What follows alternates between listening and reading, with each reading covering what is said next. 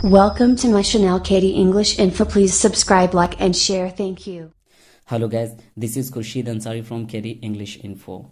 I hope that you must be fit and fine. तो दोस्तों, जैसा कि आप सभी को मालूम है कि आजकल जो वीडियो और ऑडियो मैं बना रहा हूँ जैक बोर्ड और सीबीएसई बोर्ड को ध्यान में रखते हुए बना रहा हूँ ताकि आप सभी को इसका फ़ायदा मिल सके। तो शुरू करने से पहले हमारे इस चैनल को सब्सक्राइब जरूर कर लें ताकि हमारे हर वीडियो की अपडेट आप तक पहुंचे। दोस्तों, आज का टॉपिक बहुत ही इंपॉर्टेंट होने वाला है। दोस्तों, आज मैं लेकर के आया हूं ग्रामर पोर्शन से फिल इन द ब्लैंक्स, जो एग्जाम में अक्सर पूछे जाते हैं। 1x4 मार्क्स के पूछे जाते हैं।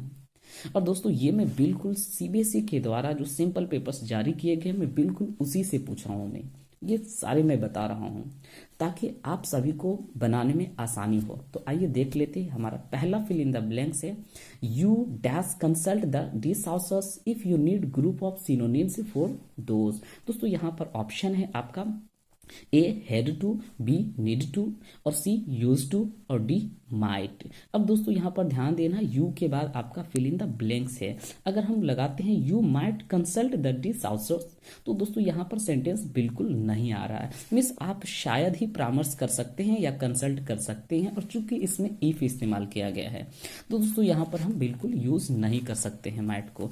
अब हम देखते हैं यहाँ पर यूज टू, मत use to, you use to consult, इसका मतलब आप जो है परामर्श किया करते थे। तो ये भी सेंटेंस आपका बिल्कुल सही नहीं आ रहा है दोस्तों। अब हम देखते हैं यू हैड टू कंसल्ट, यानी कि आपको कंसल्ट करना पड़ा, तो ये भी सेंटेंस सही नहीं आ रहा है। तो दोस्तों यहाँ पर आंसर हो जाएगा आपका बी, यानी कि नीड टू।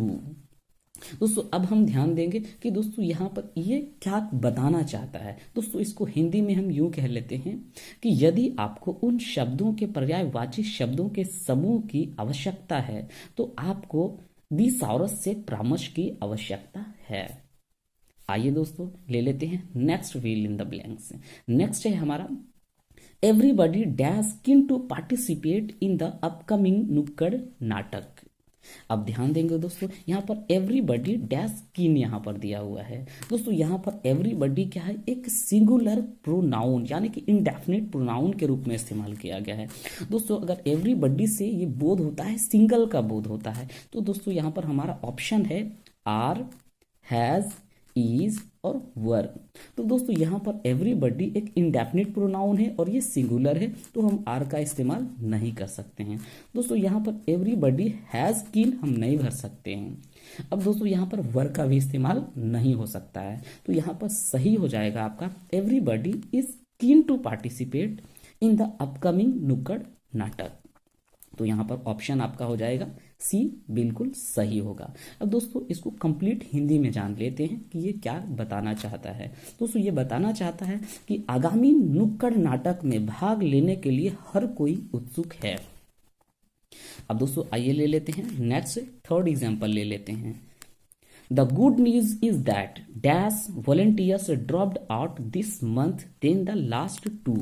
अब देखिए दोस्तों, यहाँ पर ऑप्शन है आपके पास fever, less, फीव, a little.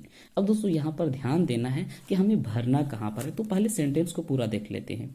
The good news is that dash volunteers dropped out this month then. दोस्तों यहाँ पर देन इस्तेमाल किया गया, यानी कि इसमें जो कंपैरेटिव इस्तेमाल किया गया है। तो दोस्तों आपको देखना है, कंपैरेटिव है तो आपका डिटरमिनर भी कंपैरेटिव ही होगा। तो यहाँ पर कंपैरेटिव कौन है दोस्तों, अ लिटिल कंपैरेटिव नहीं है दोस्तों। यहाँ पर फ्यू कंपैरेटिव नहीं है, लेस भी कंपैरेटिव नहीं है दोस्तों। यहाँ पर कंपैरेटिव है आपका फीवर, तो आपका आंसर हो जाएगा ए, यानी कि फीवर आंसर होगा। तो इसे ये क्या बताना चाहता है, अब मैं यहाँ पर हिंदी में आपको समझा देता हूँ। अच्छी खबर यह है कि पिछले 2 की तुलना में इस महीने बहुत कम स्वयं सेवक बाहर हुए हैं। दोस्तों 4 हमारा है It was dash historic day for the organization when dash honor was bestowed upon its employees।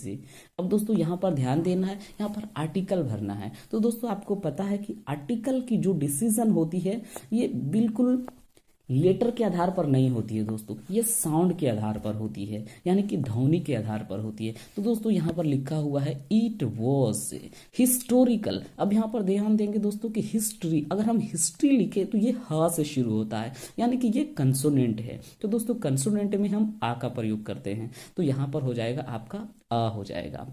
Historic day for the organization when. अब ध्यान देंगे दोस्तों यहाँ पर वेन और यहाँ पर क्या है ओनर, ओनर है, इसको हम पढ़ते हैं क्या ओ, तो ओ यहाँ पर क्या आ रहा है स्वर आ रहा है, तो दोस्तों स्वर में आपका हो जाएगा एन। अब ध्यान देंगे दोस्तों पहले में मैंने बताया ए इसलिए बताया क्योंकि ये यहाँ पर क्या है वो कंसोनेंट है, और यहाँ पर ओनर, ओनर की शुरुआत किससे हो रही है स्वर से हो रही है, दोस्तों यहाँ पर हो जाएगा एन। तो हमारे पास ऑप्शन यहाँ पर है, ए में ऑप्शन है ए एन, बी में ऑप्शन है एन द, सी में ऑप्शन है द ए, और डी में ऑप्शन है एन और ए। दोस्तों यहाँ पर आपका आंसर हो जाएगा ए एन। अब देखिए दोस्तों कि यहाँ पर ये हिंदी में क्या बताना चाहता है। हिंदी हमारा, यह संगठन के लिए एक ऐतिहासिक दिन था जब एक सम्मान अपने कर्मचारियों को दिया गया। अब आइए दोस्तों ले लेते हैं नंबर 5। नंबर 5 है हमारा at this time tomorrow we dash our project details to ma'am. अब ध्यान देंगे दोस्तों हमारे पास ऑप्शन है आर प्रेजेंटिंग, दूसरा है हमारा शैल बी प्रेजेंटिंग, तीसरा है हमारा हैव बीन प्रेजेंटिंग, और डी ऑप्शन है विल हैव प्रेजेंटिंग। अब दोस्तों यहाँ पर चुनना है, क्योंकि यहाँ पर बता दिया है कि एट दिस टाइम टुमारो, यानी कि इस समय कल, तो हम क्या करेंगे आर प्रेजेंटिंग, बिल्कुल नहीं, क्योंकि इसका मतलब हो जाएगा कर रहे हैं। अब ध्यान देंगे दोस्तों यहाँ पर हैव बीन प्रेजेंटिंग, नहीं भाई ये भी गलत सेंटेंस है। विल हैव प्रेजेंटिंग, दोस्तों ये भी गलत है, तो आंसर हो जाएगा आपका शैल बी प्रेजेंटिंग। यानी कि इसका मतलब ये होगा कि इस समय कल हम मैम को अपना विवरण प्रस्तुत करेंगे, इसलिए आपका आंसर हो जाएगा बी शैल बी प्रेजेंटिंग।